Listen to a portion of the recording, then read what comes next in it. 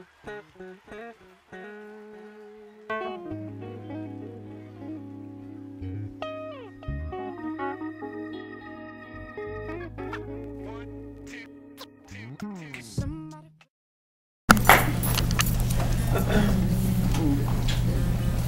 morning. Good morning. Thank you. I bring you greetings today from the Stay Strong Foundation. It's an organization that my business partner and I started a few years ago. Just really concerned about our youth. They're out there parenting themselves. Oh, hey, look, how are you doing? They're out there parenting themselves because the parents are in pain. Our motto is that if we don't give our kids time, the system will. And I think it hits to the core of the matter. Our kids will never hope, dream, or aspire to anything unless they're at the table with us.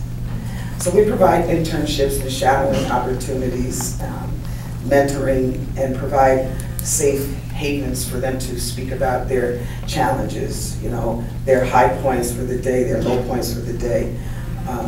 More and more kids are being diagnosed with depression, and they're cutting themselves at alarming rates, and they are considering suicide at alarming rates. And in fact, on college campuses, suicide is the #2 cause of death. So it really is time for us to just kind of make sure that we take our young people with us wherever we go. And as Hazel spoke of, I'm here, I really am a woman on fire these days, because I do see that our people are hurting, and we're in denial. What I want to really know is, how are you doing? Because what I know is that you wear the mask. Yeah. I wear the mask. We put that game face on in the morning, our armor, walking around passing for normal. Dying inside. I think 3 of the hardest words in the English language to respond to are, how are you? Yeah. We just lie. Yeah. We just lie. So there really is nothing on the planet more important than your mental and emotional health. It's an incredible panel assembled today. And to really do all of those things that have been spoken about, you have to be mentally and emotionally fit. Absolutely. I stand before you today clothed in my right mind. Today. 4 years ago, I had a breakdown. I've lived with low-grade depression over half my life, recognized the symptoms. Something was wrong when I was in graduate school. Slept all the time. My room the shades were always drawn. Had my papers done like 2 weeks ahead of time, but I slept a lot. Saw fit to see a therapist. Oftentimes we are not diagnosed, either not diagnosed or it just goes unrecognized. So I kept on just, doing what I do, not really thinking, not really feeling, giving away everything to everybody else. I'm last on my to-do list, not talking about my pain, my challenges, and when I stopped feeling things. And so 4 years ago, I had this breakdown for about 9 months.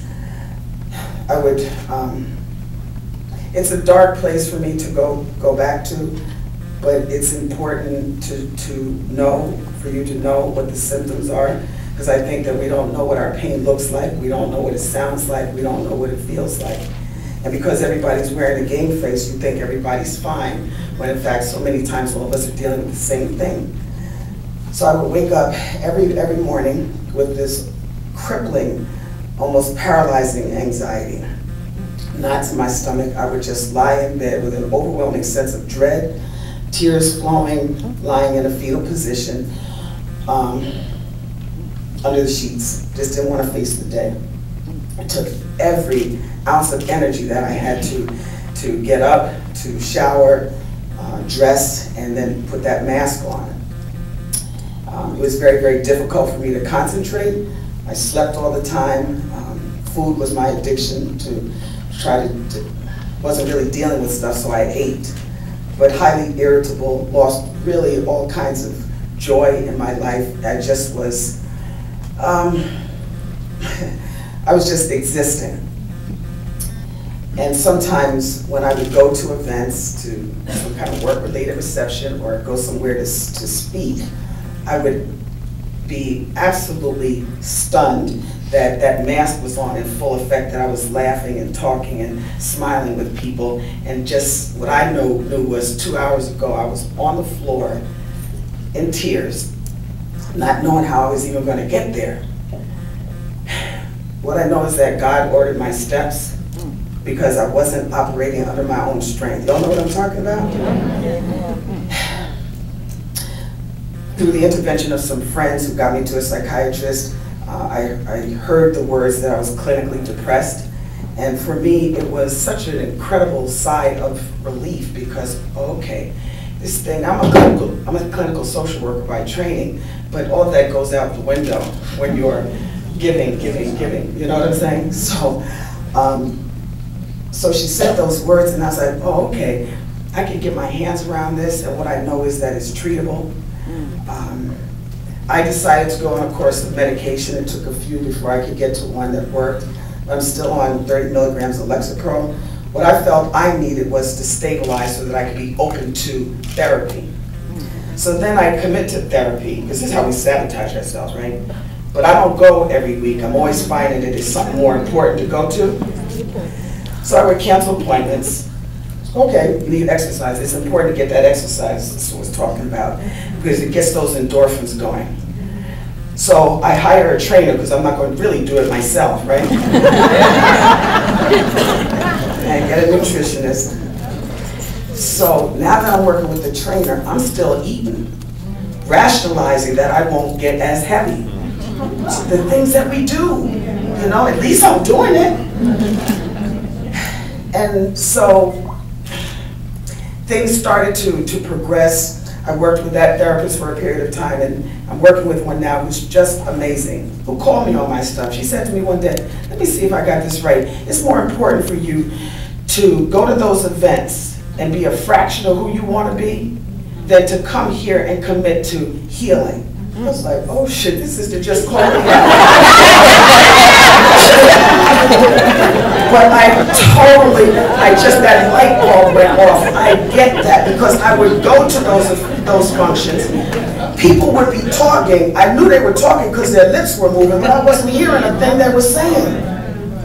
So I'm on a course. Came back from a conference early so I could make my Tuesday 6:30 appointment. We gotta be, it's work to be healthy. You know, it's work to be healthy. And so I hope that while you are here, you have a couple more days together, take a layer of the mask off. Because we're stronger when we share our journeys with one another. Spoke at Black Enterprise a few months ago, and we had a session, and I was on with a psychiatrist, and there were like 400 women, and about 20 women got up and shared their testimonies with one another. One sister's talking about, tears just started to flow because she was tired of validating herself every day, tired of having to explain what the locks are. Do you know what I'm saying? Yeah. And another sister who was like, wanted so desperately to be married, and so she said, she got up and said this, that I tried to be everything every man I dated wanted me to be because I wanted to be married. She said, I'm 40 now and I'm still not married. Tears flowing. And then another sister, well-known